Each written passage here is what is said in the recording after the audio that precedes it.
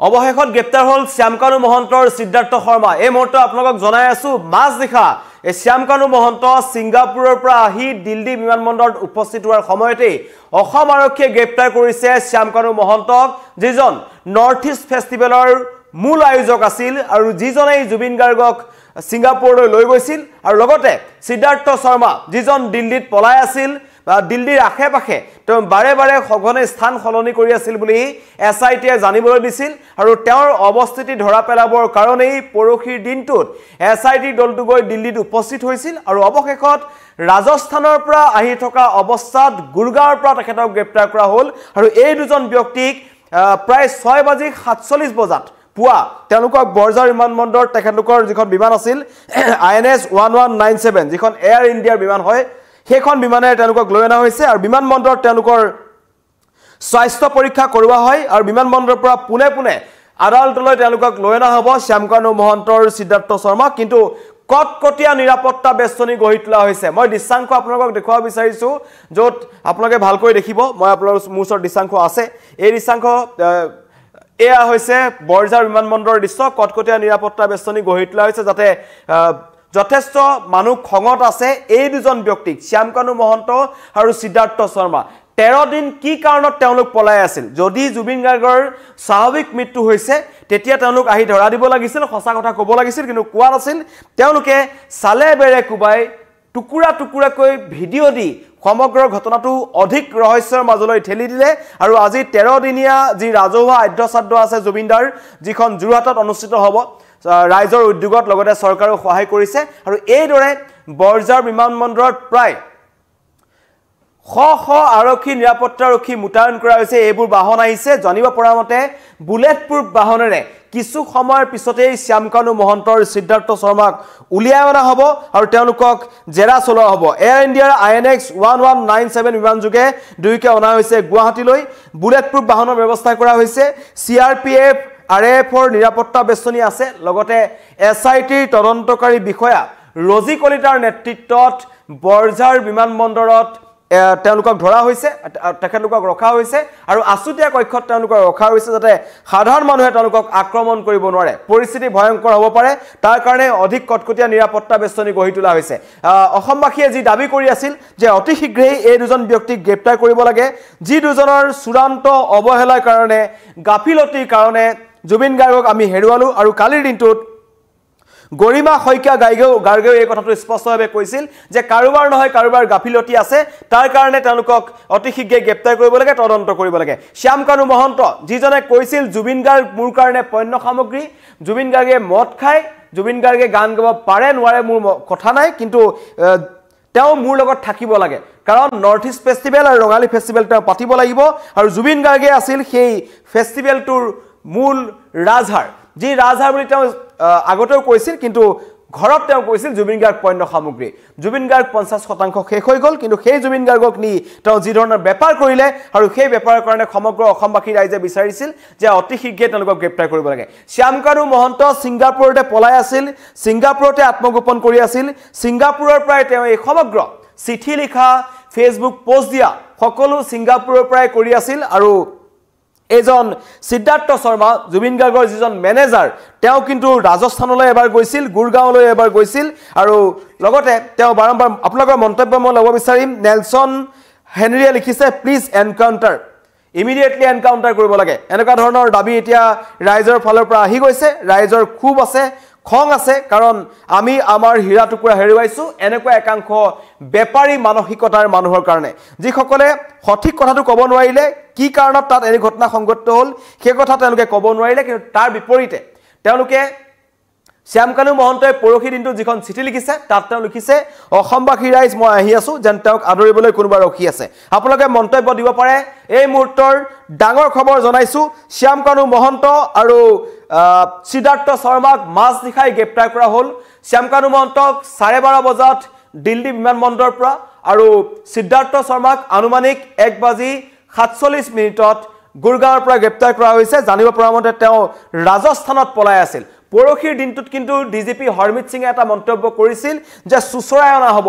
এই দুইজনকে চুচৰাই অনা হ'ব আৰু সঁচাকৈ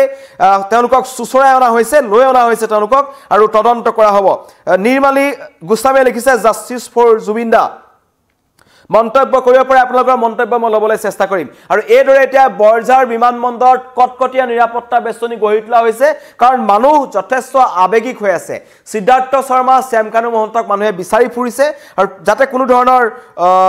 অপ্ৰীতিকৰ পৰিস্থিতিৰ সৃষ্টি নহয় তাৰ কাৰণে কটকটীয়া নিৰাপত্তা বেষ্টনী মুবাছিৰ আলম প্লিজ এনকাউন্টাৰ কৰক এফ আহমেদ এনকাউন্টাৰ কৰক সকলোৱে এনকাউন্টাৰ দাবী কৰিছে কাৰণ এওঁলোকক মানুহে অসমত চাব নিবিচাৰে পাপু কুমাৰ কৰ্মকাৰে লিখিছে জাষ্টিস ফৰ জুবিন দা তেওঁলোকক বাহিৰে বাহিৰে সিজেম আদালতলৈ লৈ অনা হ'ব আদালতত হাজিৰ কৰা হ'ব তেওঁলোক কি কাৰণত পলাই আছিল আৰু এই মুহূৰ্তত জনাব বিচাৰিম সিদ্ধাৰ্থ শৰ্মাৰ হাততেই জুবিন গাৰ্গৰ মোবাইল ফোনটো আছে জুবিন গাৰ্গৰ মোবাইল ফোনটোৰ পৰা বহুত তথ্য প্ৰমাণ নোহোৱা কৰি এওঁলোকে আত্মসমৰ্পণ কৰিছে নেকি বা আৰক্ষী হাতত ধৰা দিছে নেকি তাৰো প্ৰশ্ন ৰাইজৰ মাজত আছে অনন্যা চৌধুৰী লিখিছে জাষ্টিস ফৰ জুবিন দা পংকজ চৌধুৰী লিখিছে আটক নে নাটক এনেকুৱা ধৰণৰ মন্তব্য কৰিছে ৰেহনা শিখাৰী বৰুৱাই লিখিছে আমাক জাষ্টিস লাগে আমি তেওঁৰ ভুলৰ বাবে জুবিন দাক হেৰুৱালো পৰাগ ভট্ট পপৰে লিখিছে জাষ্টিস ফৰ জুবিন দা হামিদুল হকে লিখিছে গুড ধৰিব লাগে তন্ময় মিশ্ৰ ৰাইজক গতাই দিয়ক দুইটাক ৰাইজক গতাই দিয়াৰ অনুৰোধ আহিছে আশৰাফুল হকে লিখিছে জুবিন দাক ন্যায় লাগে লোকেল লাইফষ্টাইলে লিখিছে ৰাজহুৱাকৈ শাস্তি দিব লাগে লোকক ফাঁচি দিব লাগে মুনমি চেতিয়া জাষ্টিস ফৰ জুবিন দা অৱশেষত 13 দিনৰ অন্তত জুবিন দা নোহোৱা হোৱাৰ কায়িকভাৱে নোহোৱা হোৱাৰ 13 দিনৰ পাছত শ্যামকানু মহন্ত আৰু সিদ্ধাৰ্থ শৰ্মাক গ্ৰেপ্তাৰ কৰিলে এইজনেই শ্যামকানু মহন্ত যিজনে মন্তব্য কৰিছিল যে জুবিন গাৰ্গ মোৰ কাৰণে পণ্য সামগ্ৰী এনেকুৱা মানুহ আছে যিজন মানুহক হেৰুৱাই 3 কোটি অসমবাসীয়ে এটা মুহূৰ্তত উখাহ ল'বলৈ অসুবিধা পাইছে প্ৰতিটো মুহূৰ্তত তেওঁলোকে কষ্ট পাৰ কৰিব লগা হৈছে কিন্তু শ্যামকানু মহন্তৰ দৰে একাংশ বেপেৰুৱা মানুহে এজন মানুহক পণ্য সামগ্ৰী বুলি ব্যৱহাৰ কৰিছিল সিদ্ধাৰ্থ শৰ্মাই লুটিপুটি খাইছিল 2014 চনৰ পৰা গ্ৰেপ্তাৰ হ'ল অৱশেষত গ্ৰেপ্তাৰ হ'ল কিন্তু গ্ৰেপ্তাৰ হ'লেই নহ'ব তেওঁলোকক উচিত তদন্তৰ দাবী কৰিছে বহুতে এনকাউন্টাৰ কৰিব লাগে বুলি কৈছে মনিষা খাতুনে লিখিছে তেওঁলোকক ৰাইজৰ মাজত গটাই দিব লাগে উমা প্ৰসাদ লিখিছে পাব্লিকক গটাই দিয়ক ৰফিকুল খানে লিখিছে গুলিয়াই মাৰক মিডুল সোণাল লিখিছে justice for Zubeen da Ziarul Rahman direct encounter কৰক সুধা পোছা কৰি লাভ নাই থুমুছৰ মৰাণে লিখিছে জাষ্টিস ফৰ জুবিন দা শফিকুল ইছলাম কি কম মোৰ ভাষা নাই লাকি বৰা লিখিছে আমাৰ হিয়াৰামঠুকনক হেৰুৱালো আৰু তেনে এজন বহল মানুহৰ মানুহ আমি কেতিয়াও নাপাওঁ এইকেইটাক ফাঁচি দিয়ক জুৰি বৰা লিখিছে বুলেট প্ৰুফ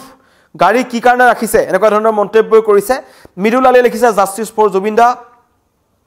বিনয় ডেকা শুই উঠিয়ে ভাল খবৰ হয় শুই উঠিয়ে সমগ্ৰ অসমবাসী এটা ভাল খবৰ পাইছে যে এই দুজন শ্যামকানু মহন্ত আৰু সিদ্ধাৰ্থ শৰ্মা যি দুজন মূল অভিযুক্ত জুবিন গাৰ্গক হেৰুৱাৰ কাৰণে এই দুজনক কিন্তু গ্ৰেপ্তাৰ কৰা হৈছে জুবিন দা আমাৰ মাজত নোহোৱা হোৱাৰ 13 দিনৰ অন্তত আজি জুৰহাটত জুবিন দাৰ ৰাজ্য শ্ৰাদ্ধ আৰু ৰাজ্য শ্ৰাদ্ধৰ দিনাখনৰ পুৱাই এই ভাল খবৰটো আমি সকলোৱে শুনিবলৈ পাইছো মোহাম্মদ হাফিজুৱে লিখিছে এনকাউন্টাৰ কৰিব লাগে ৰাজীৱ আহমেদে লিখিছে জাষ্টিস ফৰ জুবিন দা মনোজ পিলকে লিখিছে 1 মিনিটৰ কাৰণে ৰাইজক গটাই দিয়ক বাকিখিনি আমি চাই লম এনেকুৱা ধৰণৰ মন্তব্য কৰিছে খান ভাই লিখিছে প্ৰথমে কিয় মাৰিলে তাৰ তদন্ত হ'ব লাগে পাপু কংকনে লিখিছে ফাঁসি দিয়ক প্লিজ ৰফিকুল ইছলামে লিখিছে জাষ্টিস ফৰ জুবিন দা বাহৰুল ইছলামে লিখিছে জাষ্টিস ফৰ জুবিন দা সকলোৱে জাষ্টিস বিচাৰিছে আলী হুছেইন ফাঁসি দিয়ক ৰঞ্জিত গগৈ আইনমতে উচিত শাস্তি পাব লাগে ৰঞ্জু নেউগে লিখিছে বেছি দিন অপেক্ষা কৰিব নোৱাৰি জুবিন দাৰ হত্যাৰ ন্যায় সোনকালে লাগে দিগন্ত গগৈ দুইটাকে ধৰি ফাঁসি দিব লাগে সকলোৱে ফাঁসি দাবী কৰিছে এনকাউন্টাৰ দাবী কৰিছে পৰিস্থিতি উত্তপ্ত হোৱাৰ আশংকা আছে আৰু সেই কাৰণে পুৱাৰ ভাগতে তেওঁলোকক আনি সিজেম আদালতত হাজিৰ কৰা হ'ব আৰু তেওঁলোকৰ ওচৰত কি এভিডেন্স আছে কোট আছিল কি কাৰণত পলাই আছিল সকলো ধৰণৰ তদন্ত কৰা হ'ব কিন্তু শ্যামকানু মহন্ত আৰু সিদ্ধাৰ্থ শৰ্মাৰ হাতত বহু তথ্য আছে কাৰণ কালিৰ দিনটোত এসআইটি সকলোকে জেৰাই কৰিছে সন্দীপন গাৰ্গক জেৰা কৰিছে অমিতপ্ৰভা মহন্তক জেৰা কৰিছে শেখৰজ্যোতি গোস্বামীক জেৰা কৰিছে নিশ্চিতা গোস্বামীক জেৰা কৰিছে সঞ্জীৱ নাৰায়ণক জেৰা কৰিছে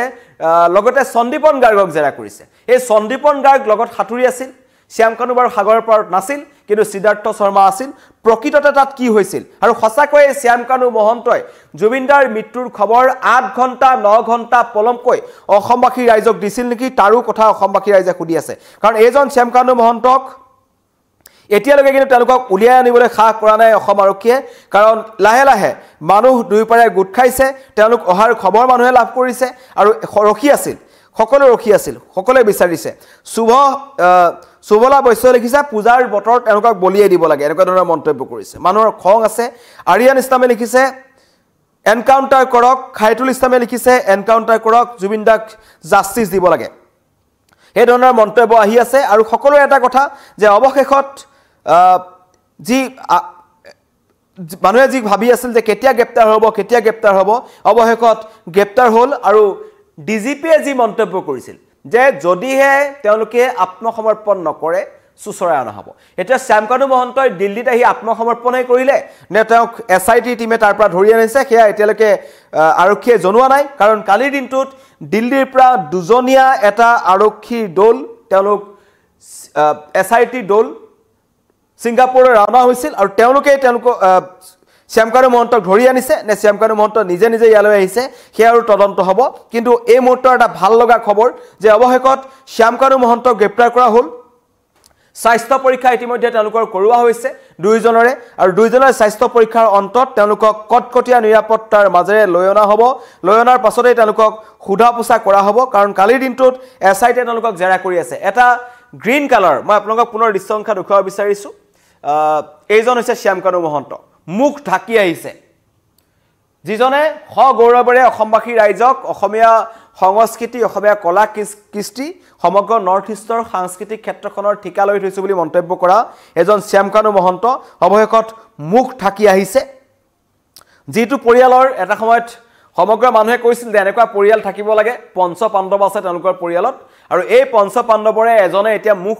ঢাকি বৰঝাৰ বিমানবন্দৰত লুকাই ৰাখিব লগা হৈছে মানুহে পালেটো এনকাউন্টাৰৰ কথাই কৈ আছে আৰু এইজন হৈছে শ্যামকানু মহন্ত যিজনে জুবিন গাৰ্গক লৈ বেপাৰ কৰি আছিল আৰু তেখেতৰ নিজৰ ককায়েকৰ জীয়েকে তেখেতৰ চৰিত্ৰ উদগাই দিছে আৰু বাকি সোশ্যাল মিডিয়াত আপোনালোকে দেখি আছে কেনেকুৱা এজন নিকৃষ্ট চৰিত্ৰৰ মানুহ এজন শ্যামকানু মহন্ত আৰু তেওঁ বেপাৰ পাতিছিল আৰু এজন শ্যামকানু মহন্তৰ কাৰণেই আমি আমাৰ হিয়াৰামঠু আমাৰ আটাইতকৈ মৰমৰ শিল্পী আমি জুবিন গাৰ্গক হেৰুৱালো আৰু তাৰ পাছতো সেই ঘটনাৰ পাছতো এই ছিংগাপুৰত এম্বুলেন্সৰ কাষত হাতজোৰ কৰি কান্দিবলৈ আহিছিল এজন শ্যামকানু মহন্তই নাটক কৰিবলৈ এৰা নাই ছিংগাপুৰতো নাটক কৰিবলৈ এৰা নাই ফেচবুক লাইভত আহি নাটক কৰিবলৈ এৰা নাই শ্ৰদ্ধাৰ অসমবাসী ৰাইজ মই আহি আছো বুলি কৈছে আপুনি আহি থকা নাই আপোনাক ধৰি অনা হৈছে শ্যামকানু মহন্ত এনেকুৱা ধৰণৰ মন্তব্য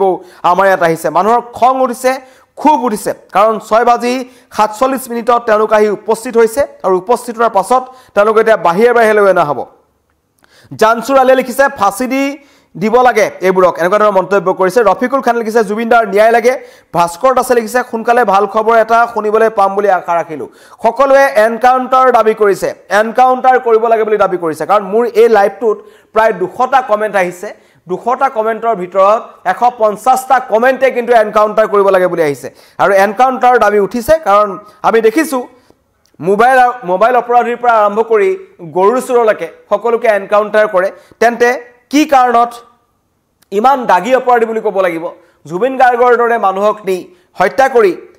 বা তেওঁলোকৰ চূড়ান্ত অৱহেলাৰ কাৰণে মানুহজনৰ মৃত্যু হোৱাৰ পাছত 13টা দিন পলাই থাকি আৰু এজন শ্যামকানু মহন্তৰ কথা ক'বলৈ যাম তেওঁৰ বিৰুদ্ধে বিত্তীয় কেলেংকাৰী অভিযোগ আছে তেওঁৰ ঘৰত PWD ডিপাৰ্টমেণ্টৰ ভুৱা সিলমোহৰ উদ্ধাৰ হৈছে নথিপত্ৰ উদ্ধাৰ হৈছে কোট কিমান টকাৰ কেলেংকাৰী কৰিছিল অসম চৰকাৰৰ সচিবালয়ৰ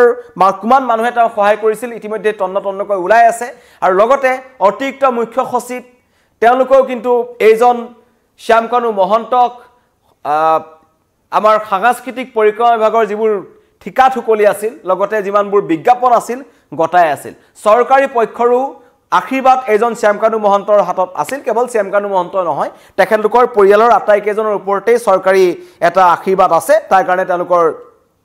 পৰিয়ালটোৱে এটা বিশেষ পৰিয়াল হিচাপে আমাৰ অসমবাসী ৰাইজৰ ওচৰত তেওঁলোকে এটা ক'ব বিচাৰে কিন্তু কটকটীয়া নিৰাপত্তা বেষ্টনী গঢ়ি তোলা হৈছে যাতে ৰাইজৰ ৰুখত নপৰে এনেকুৱা শ্যামকানু মহন্তৰ সিদ্ধাৰ্থ শৰ্মা কবিতা ভৰালী মনৈ এনকাউন্ট ইহঁতক থিয়ই গুলিয়াই দিয়ক বুলি মন্তব্য কৰিছে মানুহৰ ইমানেই খং উঠিছে যে এই দুজনৰ মুখখনো চাবলৈ মানুহে এতিয়া বিচৰা নাই কাৰণ তেওঁলোকৰ কাৰণেই আমি আমাৰ মৰমৰ শিল্পীজনক হেৰুৱাইছো চন্দন দাস জুবিনদাই শান্তি পাওক জুবিনদাৰ আত্মাই শান্তি পাওক মাহিৰ আলমে লিখিছে জাস্টিস ফৰ জুবিনদা লামানত চেকে লিখিছে ন্যায় পাব আমাৰ জুবিনদাই জহৰিয়ালে লিখিছে এনকাউন্টাৰ কৰিব লাগে এনকাউন্টাৰ কৰি দিয়ক টনেজ হকে লিখিছে ৰাতি ফুৰাবলৈ লৈ যাওক কুলদীপ শইকীয়া লিখিছে অসমবাসীলৈ পূজাৰ উপহাৰ হিমন্ত বিশ্ব শৰ্মা ধন্যবাদ মুখ্যমন্ত্ৰীক ধন্যবাদ জ্ঞাপন কৰিছে যে এই পূজাৰ মাজতেই এই দুই চূড়ান্ত দায়িত্ব জ্ঞানহীনতাৰ কাৰণে জুবিন গাৰ্গক হেৰুৱা মানুহজনক ধৰি আনিছে প্ৰশান্ত নেওগ তৎকালে ইহঁত দুটাক এনকাউণ্টাৰ কৰি দিয়ক ৰাতি ফুৰাবলৈ লৈ যাওক এনেকুৱা ধৰণৰ মন্তব্য মানুহে কৰিবলৈ ধৰিছে কোনো মানুহে এওঁলোকক এই দুজনক জীয়াই থকাটো আচলতে বিচৰা নাই ৰাজস্থানৰ পৰা আহি থকা অৱস্থাত সিদ্ধাৰ্থ শৰ্মা মাৰোৱাৰী মানুহ সিদ্ধাৰ্থ শৰ্মা বেপাৰ কৰিবলৈ ভালকৈ জানে আৰু সেইকাৰণে ৰাজস্থানতে গৈ পলাই আছিল শেষ আশ্ৰয় ৰাজস্থানতে আছিল এটা দীৰ্ঘদিনীয়া কথা চলি আছিল যে 2014 চনৰ পৰা জুবিন গাৰ্গৰ আশে-পাশে থকা মানুহক বেয়া ব্যৱহাৰ কৰিছিল এজন সিদ্ধাৰ্থ শৰ্মাই কাৰণ ৰাজস্থানৰ পৰা অহা ব্যৱসায়ী ৰাজস্থানৰ বেপাৰী অসমীয়াভাৱে কি বুজি পাব আসল কথা আৰু সেইজন সিদ্ধাৰ্থ শৰ্মাকে সুচৰাই অনা হৈছে শ্যামকানু মহন্ত আৰু সিদ্ধাৰ্থ শৰ্মাক কটকটীয়া নিৰাপত্তা বেষ্টনীৰ মাজত কিছু সময় পাছতেই তেওঁলোকক তাৰ পৰা উলিয়াই অনা হ'ব অসম আৰক্ষীয়েও চিন্তা কৰিছে যে কেনেকৈ এই দুজনক উলিয়াই আনিব পৰা যাব কাৰণ ভয় খাইছে মানুহৰ খং আছে খুব আছে এই দুজনৰ বিৰুদ্ধে কাৰণ তেওঁলোকে ভুল কৰিব পাৰে জুবিন গাৰ্গৰ মৃত্যু হ'ব পাৰে দুৰ্ঘটনা হ'ব পাৰে পলাই কিয় আছিল এই ধৰণৰ মন্তব্য মানুহৰ আহিছে যে পলাই কিয় আছিল শ্যামকানু মহন্ত আৰু সিদ্ধাৰ্থ শৰ্মা আৰু সিদ্ধাৰ্থ শৰ্মাই আৰু শ্যামকানু মহন্তই বাৰে বাৰে অসমৰ ৰাইজৰ মুখ্যমন্ত্ৰীয়ে কৈছিল অসমৰ ৰাইজৰ খং আৰু ক্ষোভৰ পৰীক্ষা নলব এই ধৰণৰ মন্তব্য কৰিছিল অসমৰ ৰাইজৰ আৰু খং নুঠব যথেষ্ট খং উঠি আছিল আৰু তাৰ পিছতেই এইজন শ্যামকানু মহন্ত তেওঁ মানে ফেচবুক লাইভত যেতিয়া আহে তেওঁৰ যিটো ধৰণৰ কথা কোৱাৰ ধৰণ যে তেওঁতকৈ জ্ঞানী মানুহ তেওঁতকৈ যাতে গুণী মানুহ তেওঁতকৈ ডাঙৰ মানুহ যেন পৃথিৱীত নাই এনেকুৱা ধৰণৰ এটা পৰিচয় দিবলৈ বিচাৰে চূড়ান্ত নিকৃষ্ট চৰিত্ৰৰ এজন মানুহ তেখেতৰ চৰিত্ৰৰ কথা ওলাই আছে জুবিন গাৰ্গক পণ্য সামগ্ৰী বুলি কয় জুবিন গাৰ্গ 50% শেষ হৈ গ'ল বুলি কয় জুবিন গাৰ্গৰ মূৰৰ চুলি এডালৰ যোগ্য নহয় এজন শ্যামকানু মহন্ত কেৱল বেপাৰ কৰিব জানে যিটো অট্টালিকা তেওঁৰ ঘৰ ইয়াত আছে সেই অট্টালিকা দেখিলে গম পোৱা যায় কিমান বেপাৰী মানুহ এজন শ্যামকানু মহন্ত আৰু তেওঁৰ ঘৰত CIDয়ে নিজেই গোচৰ ৰুজু কৰিব লগা হৈছে ইমানেই বিত্তীয় কেলেংকাৰী কৰি থৈছে এজন শ্যামকানু মহন্তই লগতে এজন সিদ্ধাৰ্থ শৰ্মা হাঁহি আছে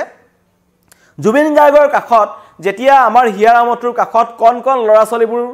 যাবলৈ বিচাৰিছিল তেখেতক ওচৰৰ পৰা চাব বিচাৰিছিল তেতিয়া এইজন শ্যামকানু মহন্তই গটিয়াই দিয়ে তেওঁ জুবিন গাৰ্গক মানুহক চুবলৈ নিদিয়ে এনেকুৱা এজন মানুহ আছিল এজন সিদ্ধাৰ্থ শৰ্মা টাৰচেম মিত্তালো এজন অন্যতম অপৰাধী সেইজনেই এইজন মানুহক গটাই দিছিল আৰু টাৰচেম মিত্তাল বাহিনীয়ে 2009 চনৰ পৰা জুবিন গাৰ্গক লুটিপুটি খাই আছিল আৰু অৱশেষত এইজনৰ ৰাজস্থানৰ পৰা আহিছে বাৰম্বাৰ কৈছো তেওঁ এজন মাৰোৱাৰী বেপাৰী ৰাজস্থানত গৈ পলাই আছিল এওঁলোকৰ গোটেই চক্ৰবোৰ ৰাজস্থানত গৈ শেষ হয় আৰু অৱশেষত ৰাজস্থানৰ পৰা আহি থকা অৱস্থাত গুৰগাঁৱৰ পৰা গ্ৰেপ্তাৰ কৰিছে ৰামনাথ বৰ্মনে লিখিছে এইবাৰ জুবিনদাৰ আত্মাই শান্তি পাব মনালিসা দেৱে লিখিছে পূজাৰ মণ্ডপৰ আগত এৰি দিয়ক বাকিখিনি ৰাইজে কৰি ল'ব মানে মানুহৰ খং উঠি আছে আকাশে লিখিছে দুইজনক এই কেইদিনত ফুৰাবলৈ ৰাতি লৈ যাওক এই ধৰণৰ মন্তব্য কৰিছে ৰাজদীপ কলিতা লিখিছে তাত যোৱাসকলৰ পৰা নিজে নিজে মন্তব্য লোৱাৰ কাৰণে ইয়াৰ বাহিৰে কোনোবা লগত জড়িত থাকিব পাৰে সকলোৰে তদন্ত হওক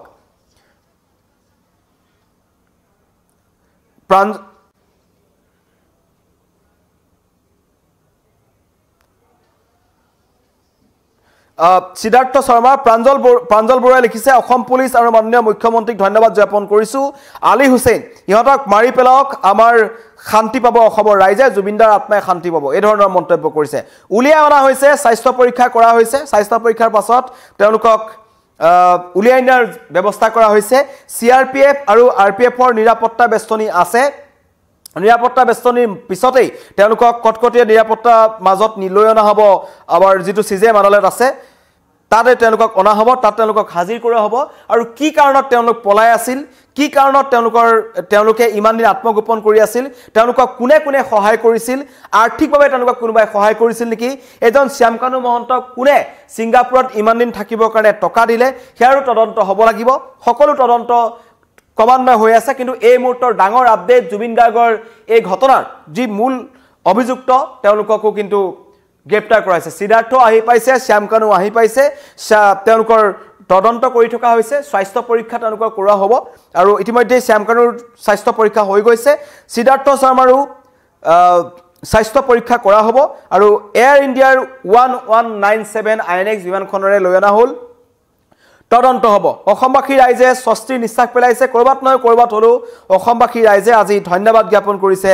মুখ্যমন্ত্ৰী ডক্টৰ হিমন্ত বিশ্ব শৰ্মাক বিমানবন্দৰৰ পৰা পুনে পুনে আদালতলৈ নিয়া হৈছে শ্যামকানু আৰু সিদ্ধাৰ্থক লৈ অনা হৈছে তেওঁলোকক আৰু কটকটীয়া নিৰাপত্তা বেষ্টনীৰ মাজৰে অনা হৈছে যাতে কোনো ধৰণৰ অপ্ৰীতিকৰ পৰিস্থিতিৰ সৃষ্টি নহয় তাৰ কাৰণে এই ধৰণৰ এটা পানী নখৰকা এটা ব্যৱস্থা গ্ৰহণ কৰা হৈছে আৰু সিজেম আদালতৰ সন্মুখতো এই ধৰণৰ কটকটীয়া নিৰাপত্তা বেষ্টনী আছে যাতে আৰু কোনোৱে আইন হাতত তুলি ল'ব নোৱাৰে আৰু আইন হাতত তুলি ল'ব নালাগে কাৰণ জুবিন গাৰ্গৰ পত্নী গৰিমা শইকীয়া গাৰ্গ তেওঁ কালি সোণাপুৰৰ সমাধিস্থলত থিয় হৈ এটা কথাই কৈছে যে কোনো কাৰণত যাতে জুবিন অনুৰাগীসকলে জুবিন দাক বদনাম কৰিব নকৰে কাৰণ এনেকুৱা ধৰণৰ যদি ঘটনা সংগত হয় অপ্ৰীতিকৰ পৰিস্থিতিৰ সৃষ্টি হয় জুবিন দাৰ নামটোৱে গৈ আওপকীয়াকৈ বদনাম হ'ব সেইকাৰণে কোনো জুবিন অনুৰাগীয়ে যাতে আইন হাতত তুলি নলয় দাবী কৰক জাষ্টিস ফৰ জুবিন দা সকলে প্ৰতিবাদ কৰক গণতান্ত্ৰিক প্ৰতিবাদ কৰক কোনো ধৰণৰ ৰাজহুৱা সম্পত্তি ধ্বংস নকৰিব মাৰপিট নকৰিব আইন হাতত তুলি নলব কালি গৰিমাবই এই কথাটোকে সকলোকে বাৰম্বাৰ অনুৰোধ জনাইছে আৰু সেই কাৰণে সুচৰাই আনা হ'ল অসম আৰক্ষীও আচলতে মুখ্যমন্ত্ৰী ডক্টৰ হিমন্ত বিশ্ব শৰ্মা জুবিন গাৰ্গৰ এজন ডাঙৰ অনুৰাগী তেওঁ কৈছিল যে জুবিন গাৰ্গে ন্যায় পাবই লাগিব আমাৰ চৰকাৰখনৰ দিনত যদি আমি জুবিন গাৰ্গক ন্যায় দিব নোৱাৰো তেন্তে মই মুখ্যমন্ত্ৰী হৈ থকাৰ কোনো ধৰণৰ অধিকাৰ নাই এই ধৰণৰ মন্তব্য মুখ্যমন্ত্ৰীয়ে কৰিছিল আৰু কৈছিল যে আমি অতি শীঘ্ৰেই এই অপৰাধীসকলক ধৰি আনিম আৰু মুখ্যমন্ত্ৰীয়ে যিদৰে কথা দিছে তেওঁলোকে ধৰি আনিছে আৰু কথাটো হ'ল যে জুবিন গাৰ্গৰ আদ্য শ্ৰাদ্ধৰ দিনাখনে আজি ৰাতিপুৱাৰ পৰাই যোৰহাটৰ যি ফিল্ড আছে ষ্টেডিয়াম আছে তাত জুবিন গাৰ্গৰ আদ্য শ্ৰাদ্ধ হৈছে তাত ঢেকিয়াখোৱা বৰনামঘৰ আৰু বইনাপুৰীয়া নামঘৰৰ প্ৰায় 1000ৰো অধিক ভকতে নাম প্ৰসংগৰে জুবিন গাৰ্গৰ আত্মাৰ সদ্গতি কামনা কৰিছে আৰু তাৰ মাজতে ভাল খবৰটো আহিল অৱশেষত গ্ৰেপ্তাৰ হ'ল শ্যামকানু মহন্ত আৰু সিদ্ধাৰ্থ শৰ্মা তেওঁলোকক বৰঝাৰ বিমানবন্দৰৰ পৰা বাহিৰে আদালতলৈ লৈ অনা হৈছে তেওঁলোকৰ স্বাস্থ্য পৰীক্ষা সম্পূৰ্ণ কৰা হৈছে অসম আৰক্ষীৰ এটা ডাঙৰ সফলতা বুলি ক'ব লাগিব এই মুহূৰ্তত 13টা দিনৰ অন্তত পলাই বাচি থাকিব নোৱাৰিলে আৰু অৱশেষত তেওঁলোক আহিব লগা হ'ল মুকলি আকাশৰ তললৈ মুখ ঢাকি আহিছে শ্যামকানু মহন্তই মুখ ঢাকি আহিছে সিদ্ধাৰ্থ শৰ্মাই ধন্যবাদ